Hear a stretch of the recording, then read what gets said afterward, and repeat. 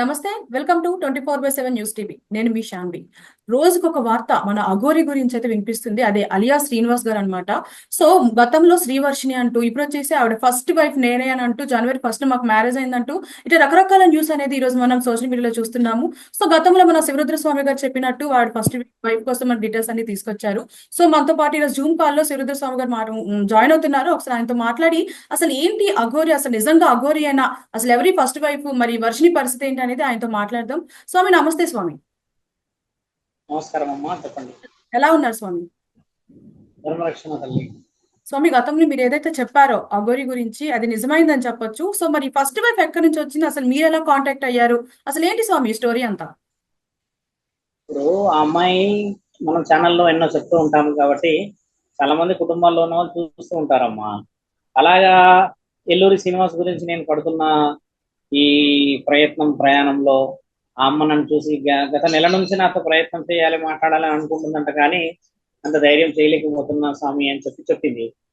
నాకు ఫోన్ చేసి మొన్న ఇలా నాకు పెళ్లి విషయం జనవరి 1 రోజు కట్టి కేక్ కట్ చేపించి తర్వాత నన్ను శారీరకంగా కూడా ఇబ్బంది పెట్టిండు అని అంటే, నేను శారీరకమైన విషయాలు ఎలా ఉంటాయమ్మా, అలా ఉండయి కదా అని అంటే, లేదు స్వామి, ఒక పురుషాంగం మాత్రమే లేదు కానీ చేయాల్సిన పనులు అన్ని చేసేస్తున్నాడు ఆయన. అట్లా మమ్మల్ని ఇబ్బంది పెట్టాడు, నన్ను చాలా ఇబ్బంది పెట్టాడు.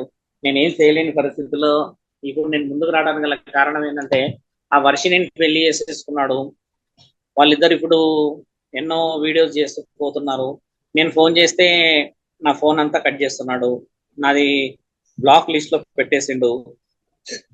ఇప్పుడు అమ్మాయిని డబ్బుల పరంగా వాడుకున్నాడు, ట్రాప్ చేశాడు, ఆశ్రమం గురించి ఏదో మాట్లాడాడు. ఇవన్నీ చేసిన తర్వాత ఇప్పుడు ఈ అమ్మాయి ముందుకు వచ్చింది, కొన్ని విషయాల వివరాలు చెప్పింది, ధర్మ ప్రయత్నమైన విషయాలు చెప్పింది.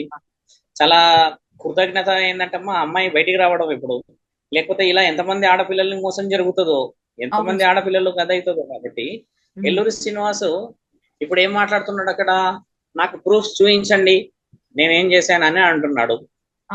వీళ్ళు ఫొటోస్ దిగుతామంటే మేము దిగొద్దు అని చెప్పి ఆయన మొబైల్లో ఫొటోస్ దింపుకున్నాడంట, ఆయన మొబైల్లో ఫొటోస్ పెట్టుకున్నాడంట. ఈ అమ్మాయి దగ్గర ఫొటోస్ 2-3 ఉన్నాయి, ఆ 2-3 ఫొటోస్ నా దగ్గర ఉన్నాయి. నేను పంపించాల్సిన వాళ్ళకి పంపించేసిన, ఎందుకంటే ఆయన మీద కావాల్సిన విషయాలు అడ్వకేట్ ఆజాద్ గారు పని చేస్తున్నారు. ఇప్పుడు 1 అవర్ క్రితం ప్రెస్ మీట్ రిలీజ్ అయింది కాబట్టి ఆయన గారు చూస్తున్నారు. కాబట్టి ఈ ఎల్లూరి శ్రీనివాస్ లాగా ఏది పడితే అది మాట్లాడడం అనేది సాధు సత్పురుషులకి కాదు. ఇప్పుడు మీరెవరు వాళ్ళెవరు అని చెప్పి వీడెవడు వాడెవడు అని మాట్లాడుతున్నాడు శ్రీనివాసు.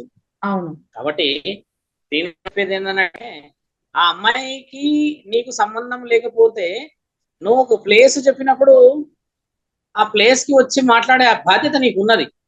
నువ్వు పోలీస్ స్టేషన్కి వచ్చి మాట్లాడతావా, కోర్టుకు వచ్చి మాట్లాడతావా, లేకపోతే గుడి ప్రాంతంలో పిలుస్తావా అనేది ఆ అమ్మాయికి అయితే సమాధానం చెప్పక తప్పదు కదా. ఏ అమ్మాయి కూడా వచ్చి నేను ఇది నేను చెప్పదు కదమ్మా. ఒక ఆడపిల్ల బయటకు వచ్చి మీరు ఇది చేశారు ఇది చేశారు అని చెప్పదు. కాబట్టి ఏంటంటే, ఆ అమ్మాయి బయటకు వచ్చింది, అన్ని డాక్యుమెంట్స్ తో వచ్చింది, ఆ డబ్బులు దగ్గర దగ్గర 3 లక్షల దాకా ఇచ్చినాదన్న డాక్యుమెంట్ ఇచ్చింది మనకి, ఈ ప్రూఫ్స్ అన్ని ఉన్నాయి మన దగ్గర. కాబట్టి నేను అనేది కూడా ఏంటంటే అమ్మా, శ్రీనివాస్ ఇప్పుడు అంత గట్టిగా అరసుకొని వాళ్ళని వీళ్ళని తిట్టాల్సిన అవసరం లేదు. ఆయన అలా చెప్పడం చేతనే బుడంకాయలు దొంగ అవడంటే భుజాలు తడుకున్నట్టే ఉంది, అంతేగాని నీతి నిజాయితీ పరుడు అయితే ముందుకు రావాలే కదా. నువ్వు రాకుండా ఎక్కడో గాలిలో పోతున్న వీడియో ఎందుకు తీస్తున్నావు, ఎక్కడో పరిగెత్తుతున్న వీడియో ఎందుకు తీస్తున్నావు? ఇవన్నీ వీడియోలు తీయకుండా ధర్మంగా న్యాయంగా ఒక చోటుకి వస్తే ఈ అమ్మాయి వాళ్ళ మామయ్య వస్తాడు, ఇంకా కొంతమంది బాధితులు ఉన్నారు వస్తారు, ఆ డబ్బులు వేసిన వాళ్ళు ఉన్నారు వాళ్ళు వస్తారు, వీళ్ళందరూ వస్తారు, వర్షిని వాళ్ళ అమ్మ నాన్న వాళ్ళ అన్నలు వాళ్ళందరూ వస్తారు. వీళ్ళందరూ వచ్చినాక నువ్వు నిర్ణయం తీసుకొని నువ్వు న్యాయం అయితే నువ్వు న్యాయంగా నీ త్రిశూలము నీ రుద్రాక్షలు పట్టుకొని పొమ్మని అంటున్నాం మేము. అంటే ఈ ఇష్యూ అంతా వర్షినికి తెలియదు అంటారా? వర్షిని కూడా ఇప్పుడు శ్రీనివాస్ తోనే ఉంది కాబట్టి తెలుసు. ఇప్పుడు శ్రీనివాస్ కూడా నాకు తెలియదు చేయదు అనడానికి లేదు, ఎందుకంటే ఆడపిల్ల దగ్గర ఉన్న డాక్యుమెంట్స్ అన్ని ప్రూఫ్స్ అన్ని నా దగ్గర ఉన్నాయి. నేను మీడియాలో పెట్టకూడదు అని చెప్పి పెట్టలేదు, ఎందుకంటే మీడియాలలో పెట్టేసి మరి అంత ఇబ్బంది పెట్టకూడదు. ఆడపిల్లల నమ్మకంతో వచ్చింది, నన్ను ఒక తండ్రిలాగా భావించి నేను ఒక అన్నలాగా భావించి మాట్లాడాల్సిన పరిస్థితి ఏర్పడింది స్వామి అని చెప్తే, నేను ఎక్కడైతే కేదార్నాథ్ ఆలయం పడుతున్నానో జగద్గిరి గుట్టలో అక్కడికే పంపి తీసుకొచ్చా. నేను దొంగనైనుంటే ఏదో ఒక మూలకో నాలకో ఇప్పుడు ఈయన గారు లాగానే కారులోనే మాట్లాడుతుంటాయి కదా గాలిలో మాటలు, నేను ఒక దగ్గర నిలబడి ఎందుకు మాట్లాడినా, ఒక రుజువుతో మాట్లాడినా, ఒక ప్రూఫ్ తో మాట్లాడినా, మీడియా వాళ్ళ ముందు కొన్ని విషయాలు చెప్పినా, మీడియా వాళ్ళు కొన్ని క్వశ్చన్స్ అడిగారు, నువ్వు అబద్ధమమ్మా అని అన్నారు మీడియా వాళ్ళు. ఆమె దానికి రుజువులు చూపించింది, మీడియా సోదరులు కూడా అన్నారు. మళ్ళీ రేపు ఎల్లుండి ఆ రుజువులు కూడా బయటికి వస్తాయి. ఇప్పుడు శ్రీనివాసు వాడని వాడని అని మాట్లాడుతున్నాడు కదా, అవును. ముందుకు వస్తే కదా ఎవడో తెలుస్తుంది.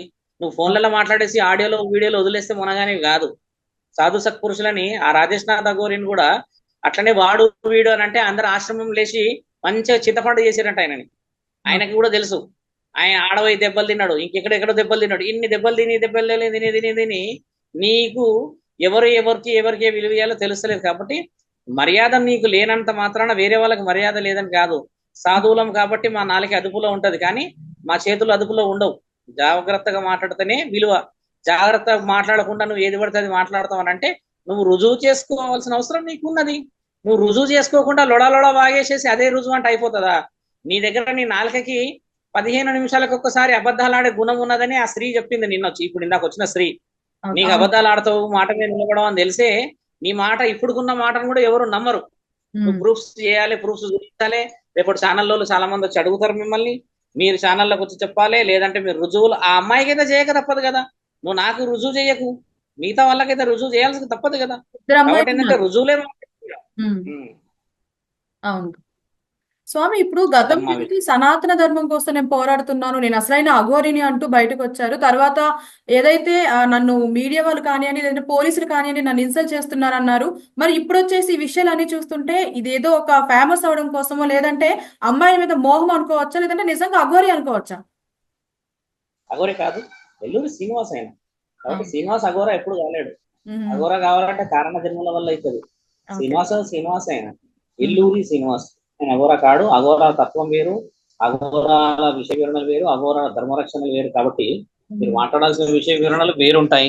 ఇప్పుడు ఏంటంటే మీడియా ముఖంగా చెప్పాల్సింది ఏంటంటే విర్రవిగుతున్న మాటలు మాట్లాడుకొని విలువలు కోల్పోయింది అనుకోండి, దానికి కావాల్సిన మర్యాదలు కూడా సోదరులు మీడియాలో ఉన్న వాళ్ళందరూ చూస్తున్నారు. కాబట్టి చట్టపరమైన దానికి తప్పించుకునేది ఉండదు. నేను తప్పు చేసిన వాడిని అయితే చట్టం నన్ను శిక్షిస్తుంది.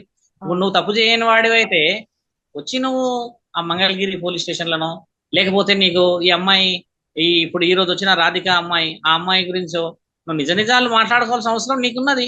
నువ్వు నిజ నిజాలు మాట్లాడుకోవాలని చెప్తున్నావు. నువ్వు నిజ నిజాలు మాట్లాడుకోకుండా ఏది పడుతుంది మాట్లాడేసి అదే ధర్మం అంటే ఊరుకునడానికి ఈ రోజుల్లో అందరూ తెలివైన వాళ్ళే ఉన్నారు. కాబట్టి నువ్వు తెలివైన వాళ్ళని మోసం చేసేసి మహా తెలివైన వాడు అని అనుకోవడము నీ యొక్క మందబుద్ధికి నిదర్శనం. కాబట్టి అమ్మా మీరందరూ కూడా మీడియా వాళ్ళు సహకరించండి.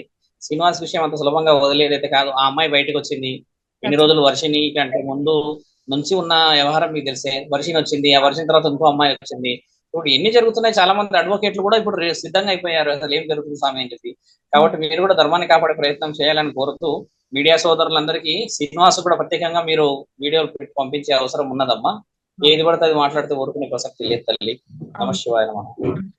ధన్యవాదాలు స్వామి.